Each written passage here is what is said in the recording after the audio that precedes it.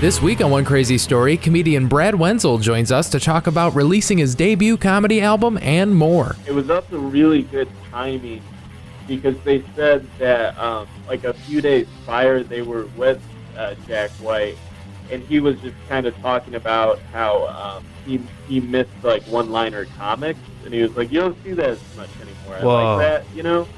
And so then a few days later I come into their venue and do my show, and they're like, oh, this is like what we were like just talking about. Hello and welcome to another edition of One Crazy Story. I'm your host, Nate Armbruster, and this week I'm talking with comedian Brad Wenzel. Brad Wenzel is a comedian from Michigan. We started about the same time, I'd say about 8 to 10 years ago. I don't know how long it's been. But a lot of cool stuff is happening for Brad, and has recently released his debut comedy album, Sweet Nothings, on Third Man Records. And if you don't know Third Man Records, this is really awesome record label founded by Jack White of the White Stripes. It seems like the perfect place for Brad to release his first comedy album. A lot of cool stuff's happening for Brad, and this is just the latest cool thing. Actually, I guess the latest cool thing is being a guest on this podcast. Thanks, Brad. If you haven't listened to it, or if you haven't even heard of Brad, now is the chance to look him up. That's Brad Wenzel, comedian. You can stream the album on all the platforms, Spotify, iTunes, do it all, buy it, but really buy it, because that's the best way to support comedians nowadays. Pay for the album. Sure, listen to it on Spotify. That always helps. Pandora, do it up. But the best way to support my friend Brad, order the vinyl from Third Man Records, or just stream it if you want. Yeah, check it out, but buy the album. It'll help a good friend of mine, and I'm very excited to share with you this conversation with my old pal Brad. But before we get to the interview, Brad was kind enough to let me play a track from the album. So if you're hesitant to buy the album, hopefully this will change your mind. Here's a track off of Brad Wenzel's album, Sweet Nothings. Yeah. I noticed there's a subtle difference between motorcycles and mopeds. It's a very subtle difference. Like a motorcycle says like, hey, I don't fear death, and a moped says, I don't care how I die.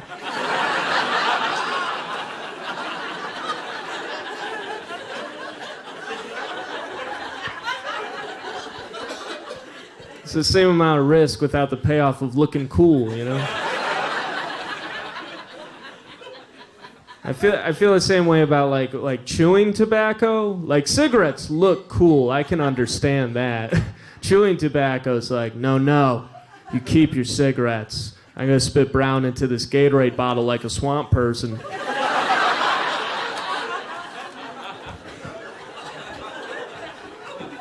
Let the ladies come to me. It's weird. It's gotta be rough being Chester the cheetah.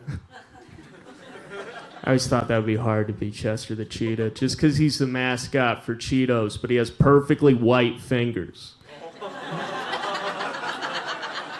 It's so cruel. He's like 90% orange, just not where he needs to be. Yeah. Because of jokes like that, I get offered weed a lot. I don't even really smoke weed, but I don't want to be rude to people, I feel bad because they're being generous, that's a nice thing. Like, I found the most polite way you can decline someone's weed is just to say, nah, I'm a cop.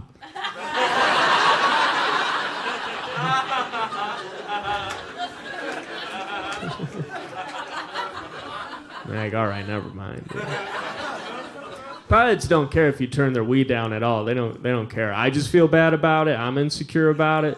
Like, if someone offers me a pot cookie, I don't know what to do. There's too much going on up here between Catholic guilt and Midwestern politeness that I can't handle the level of generosity reached when you combine the difficulty of getting weed with the thoughtfulness of baking cookies.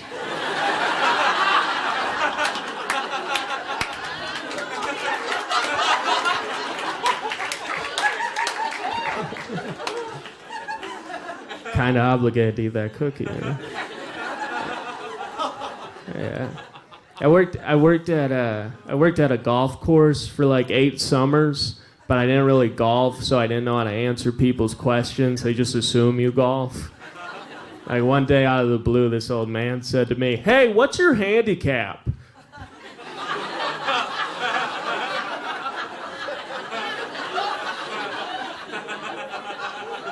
And I said, "I care too much." He didn't get it at all. I just went back to sweeping. Yeah. Working at a golf course, it's a good job. It's just like any job. Like you'll meet some like really nice people, and you'll meet some like really terrible people. There's nothing worse to me than like a rude person doing a leisure activity. Like, why are you being mean right now? You're at leisure, you know? Like, I think Titleist should make a brand of golf ball for rude people called Intitleist. Like, have you ever made a waitress cry? Tee off with Intitleist.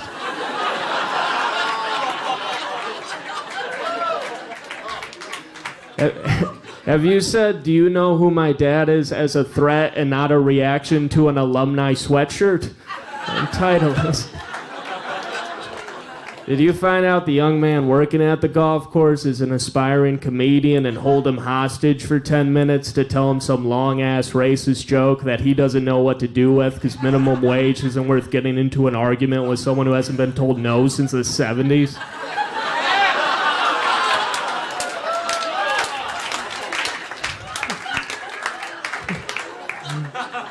That's a long slogan, but it's like a golf ball for rude people. You get it. All right.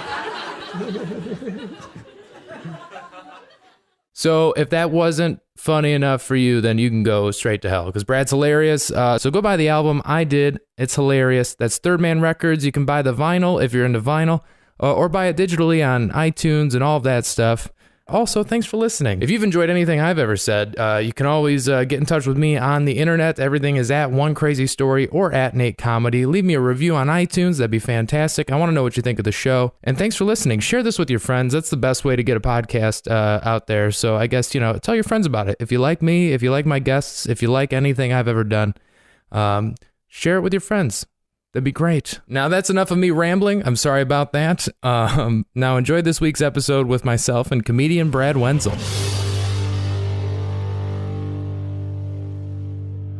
So I was booked for Thursday and Friday, so I had 3 shots at it, and so it's 95% the Friday early show, and then there's like one track on there that has some jokes from I think like a couple of jokes from the Thursday and like maybe one joke from the Friday late show, but it's like 95% all the just Friday early show. Oh, that's awesome. It sounded like you had like the perfect audience too for it. Like it couldn't have gone any better. I feel like it sounds great. Oh, thanks. It's that I deliberately wanted to record there because the crowds are so fun and they run the club so well, so I wanted to do it there for that reason for sure. It's funny, I can't listen to it now because all I hear, because it was like 9 months ago, and all I hear are the things I should have done differently. Mm-hmm. So it makes me cringe. And like the night before it came out, I was freaking out. I was like, no one should listen to this. This is not good. And then I just had to kind of accept that no one is going to look at it the way I look at it, and then people seem to have liked it. So that was like, okay, that's just me, right? My own shit, But yeah, so it's genuinely like nice when people say nice things about it because I'm like, oh, I was worried this was terrible. I'm glad people like it. It's funny how as comedians, because I'm the same way. Like recently, someone that they just found out that I do comedy, right? So they do a Google search or a YouTube search or whatever, and they watch this video, and it's an old video. It's one that I didn't even put up. It's like from a festival, but it's like 4 or 5 years old. Oh, yeah. Not only is it just not as good, it's not a fair representation of me on stage now, but like 4 years ago, I was 4 years less good. You know what I mean? Like, it doesn't mean I'm good now. I'm not trying to sound like that, but I just mean like, that's not even, I'm so uncomfortable then. Like I'm much just better at performing now than I was then. And they're like, I thought it was great. And like because that's the only thing they have to go by. So they're like, that was great. And I'm like, Jesus, if you like that, horrifying.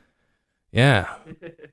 And I got to find Yeah, that's how I felt. Like I felt like I took the cake out of the oven too soon. I was like, oh, I should have waited like another year before I recorded this. But then I think if I had waited another year, I would be saying that 9 months after that also.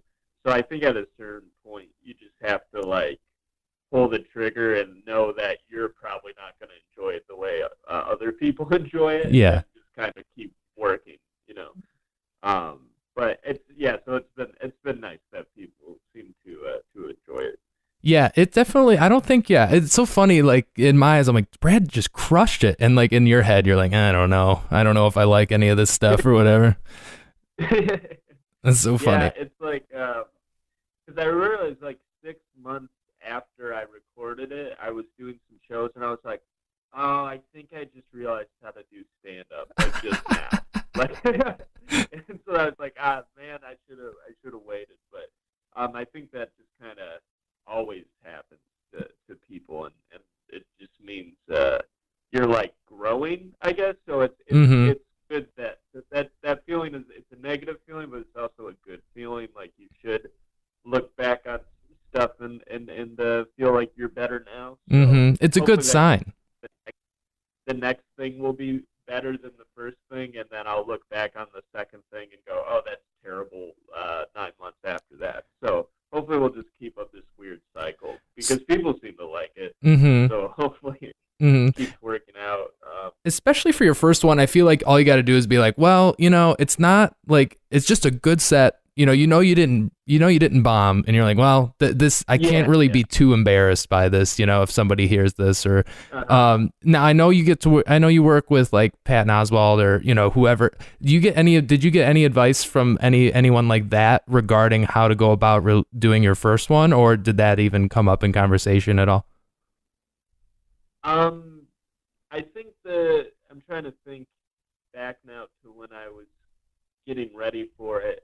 I remember there was one of my managers, Dave, had made a comment like, once you do one of the recorded shows and you feel like good about it, then you can kind of loosen up on the next one, and then that's usually the one you end up using is the one you feel looser about because you're like, we already got it. So that was a general kind of note, and then I remember before I recorded this, like years before, just the thing about recording anything in general, it was actually the first time I met Penn. We ended up waiting around in an airport for a bit, and he was saying how when he records something, his advice was like whether it be TV or an album or what have you, he was like, run it to death, and then the day before, don't go up. Like the day run it, and then the day before, don't even like think about it. Like go see a movie, like don't do anything, and then the next day go and do it. And I actually didn't get to do that, but I remember wishing I could have. Like, because I ended up booking a show, and I needed the day before, and I needed the money, right? And it was just like a good show, so I was like, well, I'm just gonna do this. But I remember thinking, I wish I was taking this day off, like, because I could see the merit in what he was saying, like, because I had done the hours so many times that I was like, it actually probably would be wise to take a day off and then go and do it. But it didn't work out that way. But I remember thinking like, that's good advice. Do you think a lot of it has to do with to prevent sounding so rehearsed and so like you don't want to sound like a robot up there? And in your style too, in particular, you're more you're doing jokes. You're not like you know what I mean? Because I feel like for you it would be easy to fall into like a robotic sounding. You don't, but like it would be easy to if you let that happen. You want it the delivery to be fresh, and sometimes doing it so many times in a row can make it less fresh, and you're less kind of present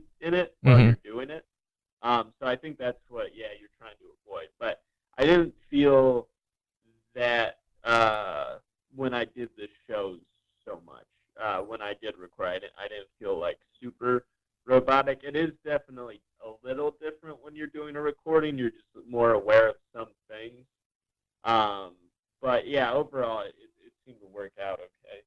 So after you record it, how long before you knew it was going to Third Man? Because it is available on Third Man Records, which is Jack White's label, which I don't know who wouldn't want to be a part of that family, a comedy, music, or just with how kind of legendary they're becoming.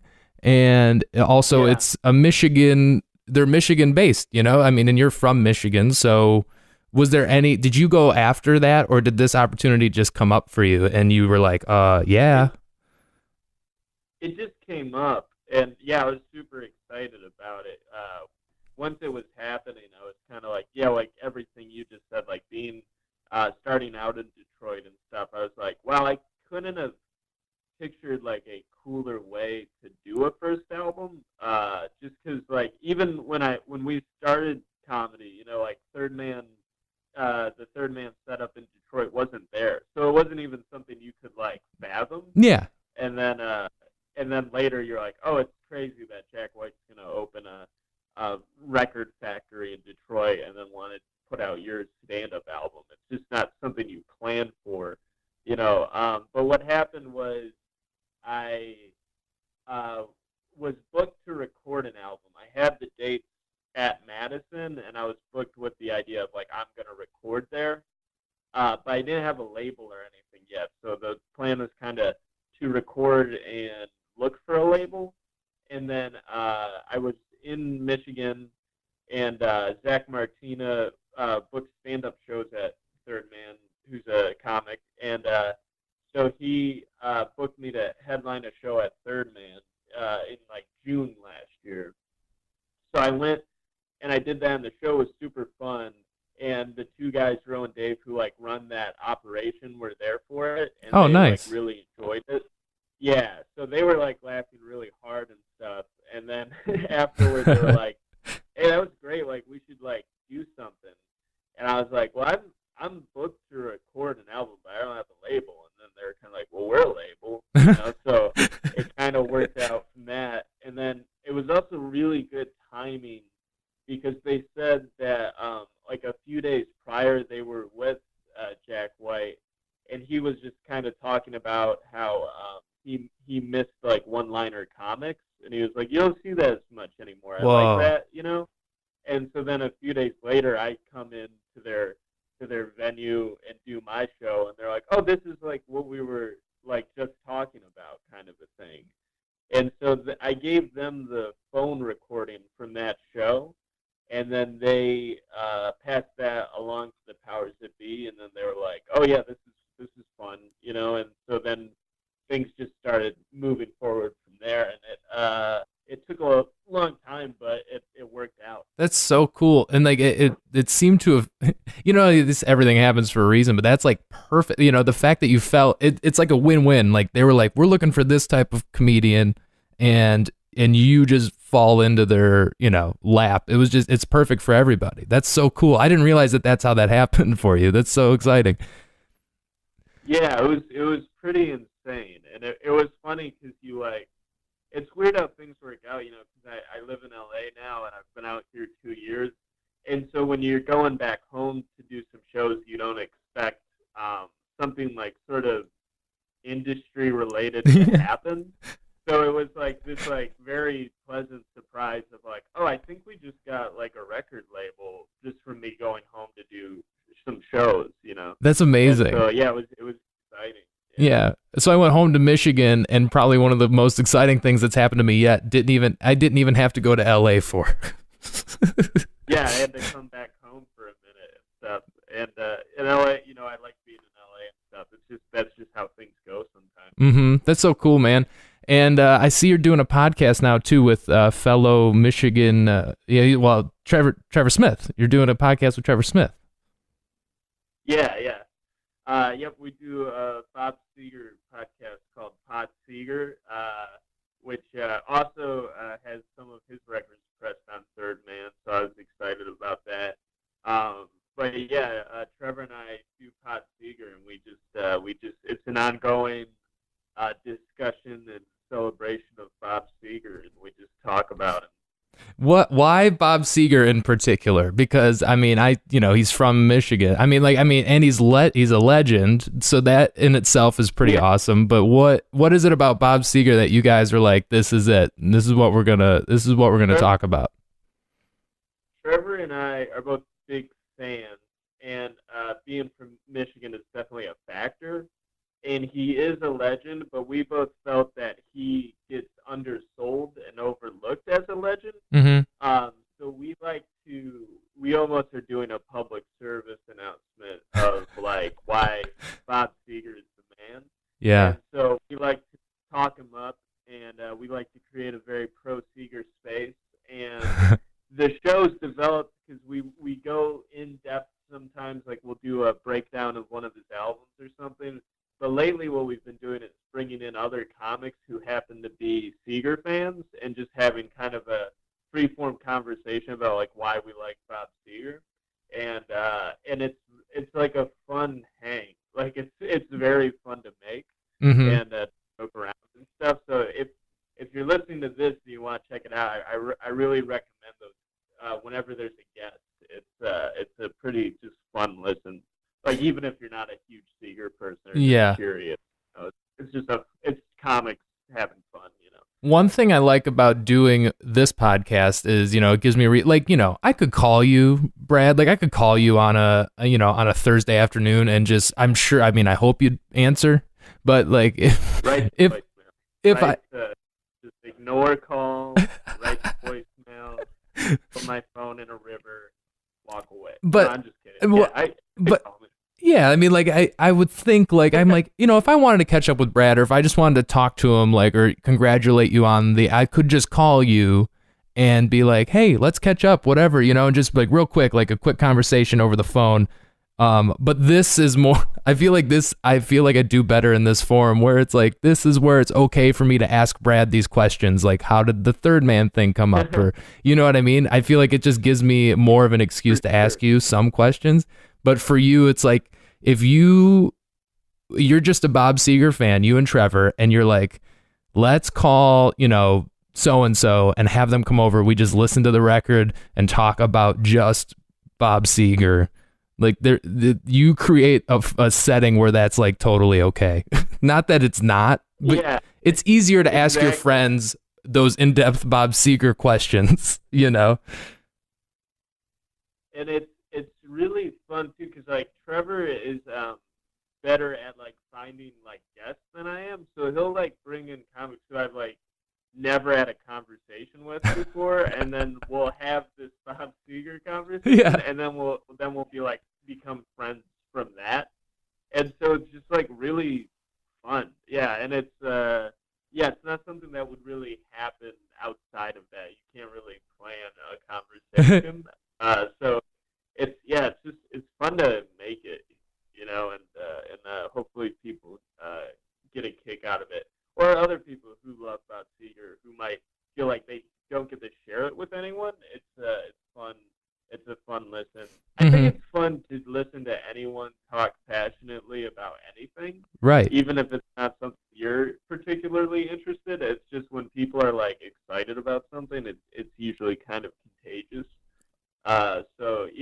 It's fun to make, and it's we just Bob Seger's the man. Favorite Bob Seger album? Do you have one? Album? It's very hard to choose. I think overall, Live Bullet might be my favorite, but I also really like Stranger in Town, and then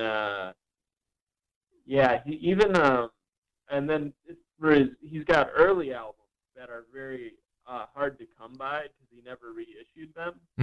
And Mongrel, his third album, is like a really fun album. I really like that one a lot. So all right. It's hard to pick one, but those are all great for different reasons. Have you had anybody on that? I've listened to a couple, but have you had anybody on that has like seen Seger live, or have you seen Seger? I have tickets to see him live in February that I bought a long time ago, and then the tour got postponed because he needed to have like back surgery. So I'm gonna see him live in February. Okay. So this will And be your then first time seeing him? Yeah, and I don't think any of the guests we've had so far have actually seen him live, but we should do that. Like, my dad's seen him live a bunch, so we should just do one where we talk to my dad. Oh, dude, you should totally have your dad on. That would be pretty fun. See what I feel like he only remembers like two things from every concert he's been to, so I don't know how much we could get out of it, but that would be a fun one for sure. Oh man, we got to blow this podcast up. We got to get everybody listening so you can get Bob Seger actually to sit in with you guys. That's what everyone says, because he lives in Michigan still, so people are like, I feel like you could like get him, so Trevor, I have joked that will be the finale if we get Bob on. Dude, who comes on after Bob Seger? Like, all right, this week we got Nate Armbruster, just some guy, and then the next week is like you have Bob Seger on, and it's like, all right, the week after we go back to another, just some guy who hasn't seen Bob Seger. It's like you can't. Exactly. You have to end it. You have to end it when you get Bob on, right? Another thing we really like to do is we have like an email, which is podseger@gmail.com, and we like people to just send us Seger stories, like any sort of memory they have of him, or if they've ever like had a sighting or anything like that, anything remotely related. Yes. Just send us an email, and then we like to read those and talk about them, and that's a lot of fun too. That's so great. Have you gotten any good input from listeners?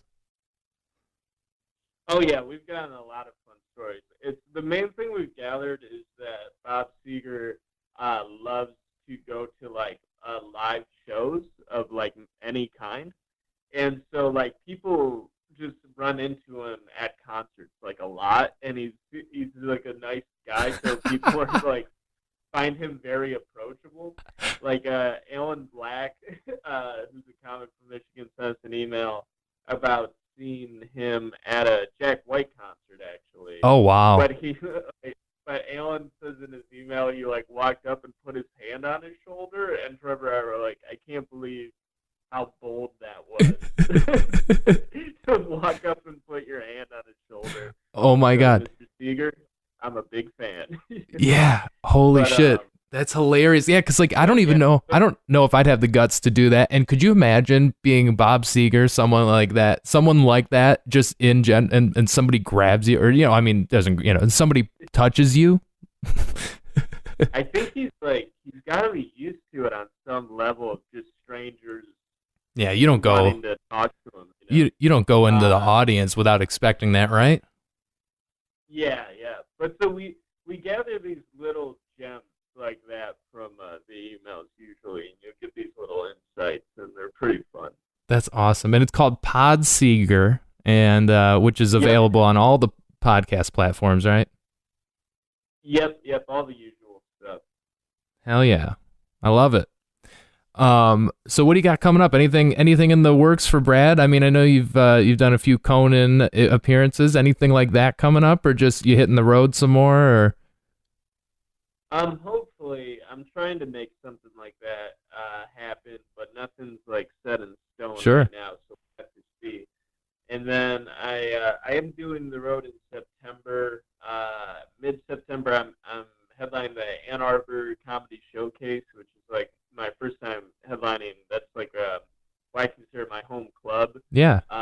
That'll be cool to do that. And then the week after that, I'm in Cincinnati at Go Bananas, which is also a really fun club. Oh yeah, a couple of great clubs. So I'm excited about that.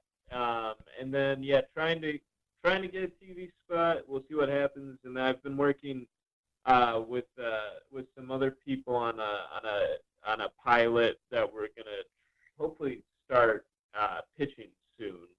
So we'll see what happens there. I don't really know, but it's been fun to work on it. So yeah, man. I feel like with anything like that, you just got to make it I mean, like, no, you can't sit around and wait for someone to come to you. You just got to start making shit and telling people about it, and eventually some stuff will come your way, I'm sure. Yeah, it was interesting because like the idea of writing a pilot was something I'd always felt like, oh, I'd like to do that, but I don't know how. And then Courtney Carwall, who's the comic who I co-wrote it with, it was just a matter of her being like, hey, let's just do this. And I was like, oh, okay. Yeah. You just have to. Sometimes you just need another person to go, yeah, but let's just do it. Yeah. Just do this. Yeah. Once you do it, you're like, oh, wow, I guess I could do that. Yeah, I guess I just needed Microsoft Word. Yeah. so it's been fun to work on that. That's so great. Well, I hope that goes well. What do you got? You got a website or anything people can find you at and find out where you're performing? I know. I'm sure you have plenty more dates in the future too for people to come see you, and Twitter and all that stuff, Instagram, everything. Yep. So bradcomedy.com has all the dates and kind of general info, and then you can follow me on social media at Brad Wenzel, and check out the album. Sweet, yeah, the album Sweet Nothings, available on Third Man Records, and I'm sure you can stream it everywhere. But the vinyl's the really cool part of that. I think anybody can put out anything digitally these days, which is also really awesome. But that vinyl stuff, that's hard to get made. It's expensive, but when you find a company like that that'll put their name behind you, that's really exciting. How much did you have? How much say in because you had the green, like the special edition one through like just the Detroit location, right? Yeah, I think it might be in Nashville too. I'm not positive, but the green one you have to go to the store to get, the Third Man store. So you have to go there in person, Detroit, to get a green one, but you can buy the regular black vinyl through their website. Yeah. So how much say did you have in those choices? Like did you get to pick the color? Like you did the cover and everything on your own, or did they kind of come to you with some ideas and you were like, that's great, anything you want, I don't care, this is beautiful, this is awesome? The cover, I came up with the idea, and then because I was like, because I don't know, I was like, wouldn't it be funny if I was just around a bunch of trees and I was putting together a fake tree? Mm-hmm. That was the whole idea. And so then Zach Bucar, Michigan comic, he took the picture, and then we took that to my girlfriend's old roommate from college, is a graphic designer named Alicia Kovalchuk, and so we gave it all to her, and we kind of went back and forth with notes and stuff, and then she put the album cover together and made it look really nice. And then we handed that off to Third Man, and then they did a couple little minor tweaks and stuff, mm-hmm. and made it look even more professional. And then that's basically how we did that. And then I went in there. I was home in June. I was home a couple months ago, so I went up to Detroit to basically to say hi, mm-hmm. And they showed me, they're like, oh, hey, check this out, and then they showed me the green vinyl, which I didn't even know they were going to do. Oh, that's so cool. So I was like, yeah, because people kept joking with me when they found out it would be on vinyl. They would jokingly be like, oh, what colors are you doing? And so I was like, oh, yeah, I'm pretty sure just black, Yeah, right. So that, the green ones, it's like, oh, this is crazy. So if you want a green one, they're really neat, but you gotta go to the Third Man store in person. But you can order the black ones, which are also cool. And it has a download code, so if you're a digital person anyway, you get the download also with the vinyl. That's so cool, man. I'm very excited for you. I love the vinyl. I did get a copy. I'm not, which I'm gonna need you to sign at some point, but yeah, I can do that. Yeah, this would be yeah, man, I'm happy to. I gotta support my Michigan pals. I mean, we basically started about the same time, right? Yeah. I think you got a couple years on me, but yeah, we started pretty close. Yeah, that's good stuff, man. I'm very happy for you, and I really appreciate you taking the time to do this podcast with me. I appreciate it. Oh yeah, thanks for calling me. It's always nice talking to you, and I'm sure I'll see you when I'm when I'm back in Michigan around the holidays.